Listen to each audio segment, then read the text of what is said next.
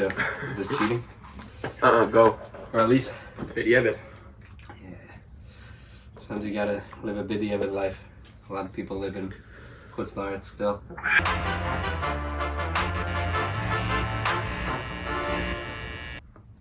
Rav, we're very excited to have you here to ask some questions and eat some spicy foods. So, yeah, Welcome we're to going to get Hot started. Ones. Yes. I'm Ariel Rosen, Shana Aleph, Lev HaTorah. I am also Shana Aleph, but my name is Michael Glazer. I'm Shiur Vav. My name is Noach Nierenberg. I'm also the Shiur Bet of Bayit. Okay, should we start with the sauce? We got Chipotle Amazon. No. Show the camera. Oh yeah. Okay, good. Show the large dad. Okay, Rob. Okay, here, Rob, take, please. Make a shout out. I'm very nervous, very Have in nervous. mind anything secondary too. Yeah. Baruch atah Adonai Eloheinu melech haolam, she'hakom niyeh b'dvaro. Amen. That's not bad, that's not bad. That's actually a very good flavor. It's like a barbecue. Yeah. So, we did some research and discovered that although right now you seem like a very strong person, when you were growing up you were injury prone, very injury prone. So you're getting wind knocked out of you on sledding ramps and breaking fingers playing basketball or flag football. Yeah. So what's the best battle scar story that you would share with your students, and what's the one thing about your childhood self that students would find most surprising, contrasting with the you of today? The best battle scar. Well, I'm most proud of this one right here. It's a tiny little white scar. You see that white line? Okay. Oh yeah. That's that was from when I was in the army and I was in the Golan and it was very, very cold. So every day my fingers would chap. And then this one scabbed up really bad. It was like always chapped until I came home. And I do remember that sledding story. That's, Yeah. yeah. That's How good. was I was like 8, huh? How was that? I was very scared. I was yeah. I thought I wasn't gonna breathe. What's the most surprising thing that contrasts with you today? Like, what would your students not suspect of you? I know a lot about comic books. Oh, I think I have over like 1,000 comic books. you're holding. A collection. I know a lot about comic books. Very nice. Would you like to move on to the second sauce? See how that goes? That was easy. That was easy. I was. Yeah. That's a good start. Warming up, you That was know. nice. All right, let's see what we got. We have Amazon Green. Wow. That Very is good. It's good. I'm also a 2-time winner of the Camp Levy Color War chicken wing eating contest. hey. Okay. Once Yeah. in like 8th or 9th grade, and then once when I was a staff member. So what are we expecting from this? A little bit spicier, but Green, I'm thinking maybe citrusy. Lime. a good flavor. I'm ready.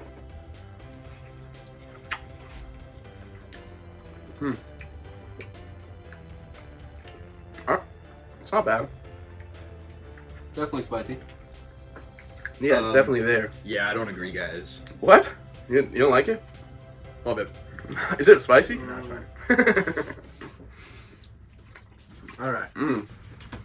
Being fearless on black diamond slopes as a beginner, to give inspiring speeches as the team captain of your high school basketball team, courage has been a hallmark of how you've embraced life. At the age of 15, you are driving your dad's rented convertible, and a couple years later, you get your license and immediately become the star of your sister's TikTok account, trying to convince your mom to let you drive to one of your friends' houses. So we have 2 questions about that. A, what would you say to students about taking risks responsibly? And B, what's your advice to students afraid of challenges? You don't much take risks. You have to have bitachon. You have to do something proper, and then know that you made the cheshbon, you went through the whole thing, and you made a proper decision. And have trust in your decision. Have trust in HaKadosh Baruch Hu in that decision, and then go ahead with it. And it's not much a risk. If you always, there's a gray area, but don't get caught in gray areas. I guess that's the advice. Don't get caught in gray areas. Do all the preparation ahead, and ask as many people as you can. If it's a doctor, in doctor matters. If it's a rebbe, in rebbe matters. Or in life matters. Have mentors. That's a good advice. Have mentors. Do your preparation, practice, and work on yourself. And after that, you can don't feel like it's a risk. So don't necessarily jump into things that you think are a big risk, and don't be afraid of the challenge, but take your time to plan for it. Yeah. All right. All right, what's next? What's next? Oh, we've got red. But it's still 2 drops. What's up with that? Are you a wing guy or are you a drumstick guy? Wing takes a melus, You gotta put the effort into it, but the drum is the easier stuff. I see. Mishnayos and Gemara. Mishnayos is just you read it. The Gemara is you go into it. Yeah. You tear it apart. Let's see. So you need that melus in order I've to only fly. been doing Mishnayot until now, so I'm gonna give the Gemara a shot. Right. Let's see.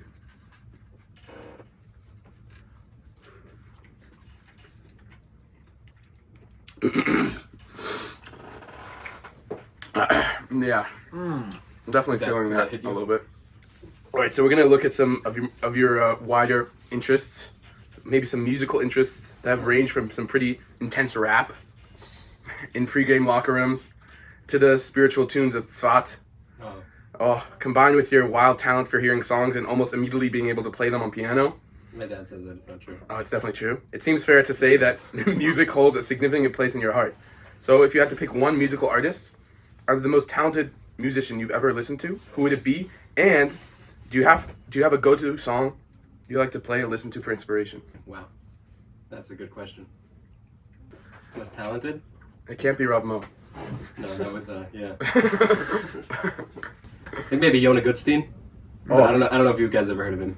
Not quite. He's unfortunately. a classic. Yeah? He was able to actually like go up and down the piano with any nigun, any Hasidic nigun. Wow. Here, Just the by doing yeshiva? it. Yeah. Wow. Oh, he played Yeah. here? That's Yeah. amazing. Wow. Shout out. Shout out. Yeah. Yeah. Other than that, I don't know. Talent. I don't know enough about music theory to define talent.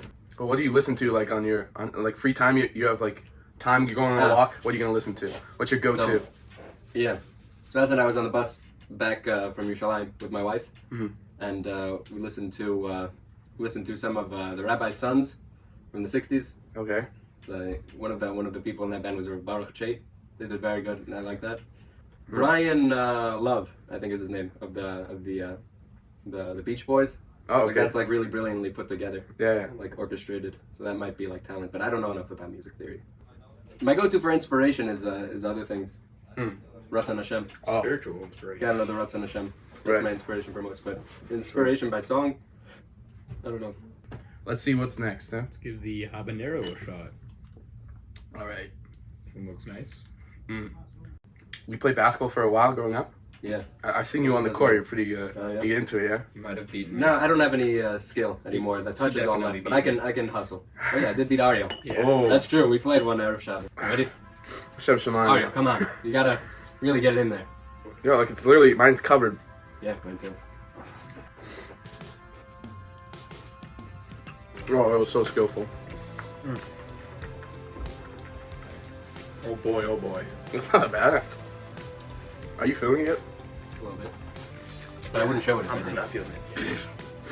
I don't think it's that bad at all. I don't know what you guys are talking about. bad, you're right. Leftovers are your passion. Yeah. Or obsession. We understand you used to combine foods like leftovers from Shabbos with chicken from the freezer and frozen 6-week-old children. A nice trait of not wanting to waste, but challenging in its creativity. What's the most bizarre combination of leftovers you've ever eaten, and would you recommend it? Yes, would recommend it. But bizarre combination of leftovers. When I was in the army, I was introduced to a lot of food, a lot of new food. One of them is chocolate spread. Like the army, like for like lunch, like you put out chocolate spread, and they don't really give you any ideas what to do with it. You plain chocolate bread? No bread? No. No, there's other stuff. Oh, okay. There isn't really direction. So I got home once from the army. I was hungry, so I made a sandwich of matzah, turkey that was in the fridge, in the Heber home, in the house on Heber, and chocolate spread. That's good. And I don't know, still, week-old children is great. How's your wife It's like feel how about you people- eating all the leftovers? We share the leftovers. Yeah? Yeah. No, she's into leftovers too? Yeah. Is that what, like, on the shidduch resume you wrote, like, must like leftovers? No, but it says a lot about a person. It says a lot about a person. You want to conserve, do good with that which you have. For sure, yeah. It's a good meal, making the most out of everything. You gotta warm it up. Quite possibly that's the reason behind that. I have no idea. This is very hot right now. Can you pass the water? Yeah, obviously. Certainly. Oh, there you are, Michael. No, I'm very calm. Good. Yeah. I did bring emergency soup crackers Yeah. from the Cheder Ochel for this challenge, but I'm not going to use them until I need them. Okay. Yeah. I believe in you. Okay, what's next? What's next? Let's rock. Ghost. We got Ghost already? Oh my Oh, god. we've hit Ghost. So now we hit the scary names: Ghost, Scorpion, Reaper, Habanero, Red, Green, and Chipotle. Aren't that Those scary? are fine. Ooh, that smells scary. Does it smell? Oh, we're not even at the. Yeah, we Smell have. it, smell it. Let's go. Was that this and 4? 2 more. Okay, you just did it. Okay.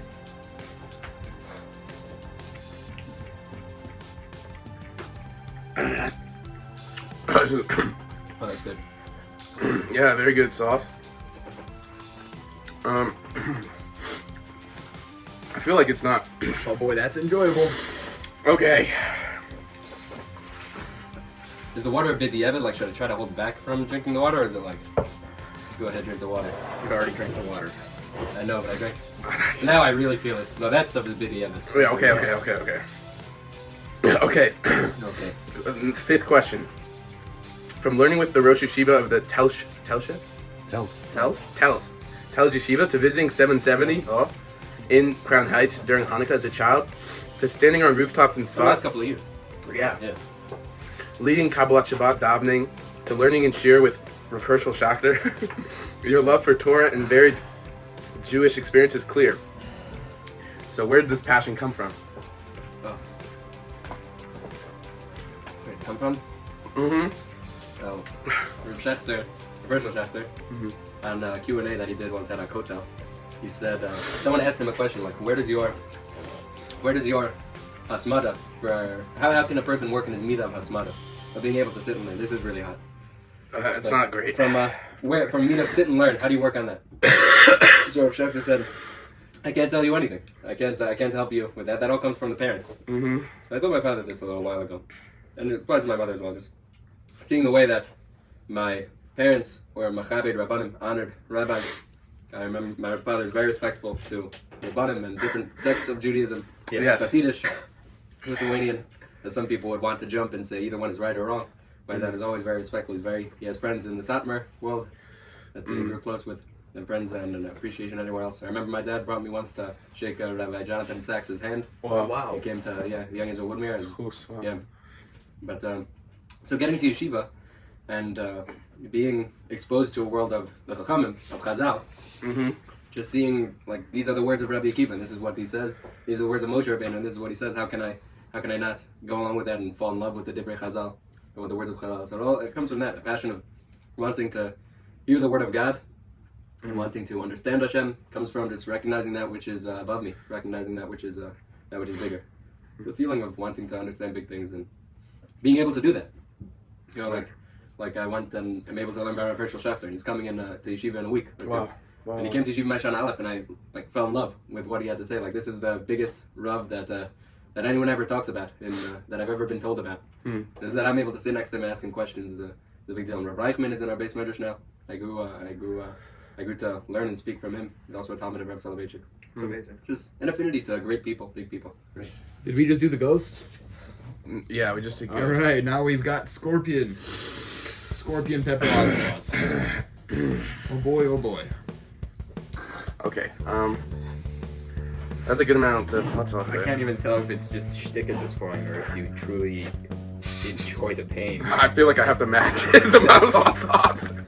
You gotta match it. Listen, if you're captain of the team, you can't show pain. That's why I haven't been showing my pain. That's why I was never captain of the team. Okay. It's important to show pain. It depends which team.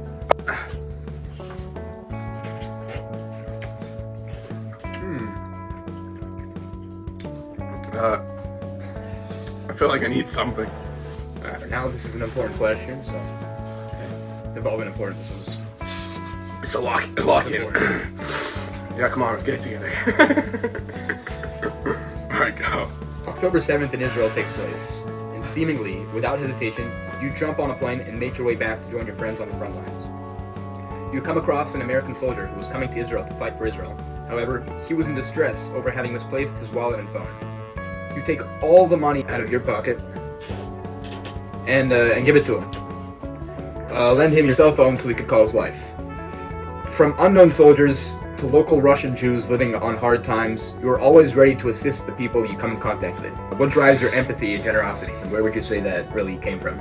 I was in Israel already when October 7th happened, and then I had a flight the next morning, and I didn't want to leave Rav Noach said that I have to go back and at least give my parents a chance to say goodbye before I do anything in the war.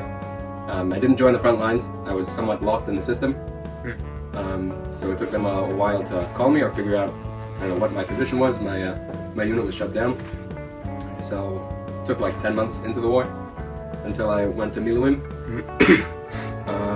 So then I got on a plane. It was Sunday that I got back to America. Sunday night, I took the taxi from the airport back to my parents' home in the Five Towns. It was days of endless crying and distress until I texted Rav Noach that the Monday or Tuesday night. I forget. I think Monday night. I got there on Sunday. No, I got there on Monday. Then Tuesday night, I texted Rav Noach. I said, "Do whatever you can to get me back. Get me on a flight back." So he texted me in the morning. He said, send me your full name, passport number. And then just a couple hours after, I looked at my phone after davening, after learning Mishnah Berurah Chabura with Rav Shechter, and it was a ticket on my WhatsApp.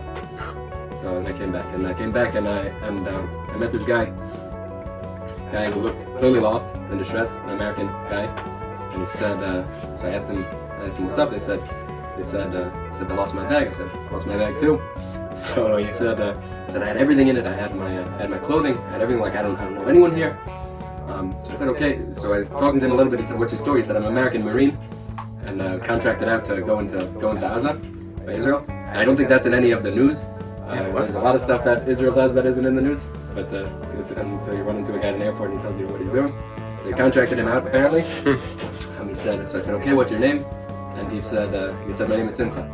And I grew up in Israel until I was 5 years old. My parents were Russian immigrants, and I went, and then we moved to America. But HaKadosh Baruch Hu brought Simcha home, and I gave him a $100 bill. That's something I gave him to me at shul that morning to take and be a shliach mitzvah for. I said, "Buy a charger, do whatever you need." Yeah. What drives your empathy and generosity? My empathy. And where do you think the source is? You spoke a little bit how it comes to your parents. You spoke. It would have to be my parents. Yeah. But when I was younger, I used to think it came from my love for superheroes. Oh. Some points of inspiration, like what would Captain America do? In my Shana Aleph, after we got word that we had to leave for because Corona broke out, I was very, very upset. And then the next morning, and I was still upset, like just crying and really sad that I had to leave Israel. Like I'm learning in my. I just got into learning, just got into loving Eretz Yisrael and dedicating myself to building a future in Eretz Yisrael. Now I have to leave. It was all very sad and confusing. Like, I thought, what would Captain America do?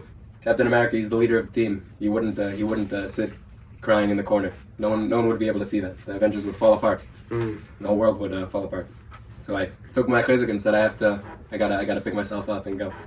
So then and then I saw that person. I said, I'm feeling better. I'm ready to continue. He said, where'd you get that? I said, a Mishnah in Pirkei Avos. Hillel says, "B'makom she'eni yishtad al yasish." When there's no man, so I saw in me there was no man, so I tried to put the man there. So I thought that came from Captain America, and I said it came from Hillel, but I think it comes from my parents that would teach me that. Yeah. All right, let's try the next one. Carolina Reaper. The last one. Yeah. Hopefully. Here, Rob, to add a little bit of. Yeah, you don't have enough of that already. Definitely. Here you go. Here you go. Oh, yes, please. There you go. Thanks. Yeah, that's great. Thank you, Michael. Okay. All right, I just want to cheers. Maybe it's cheers. Cheers Time. to life, hopefully.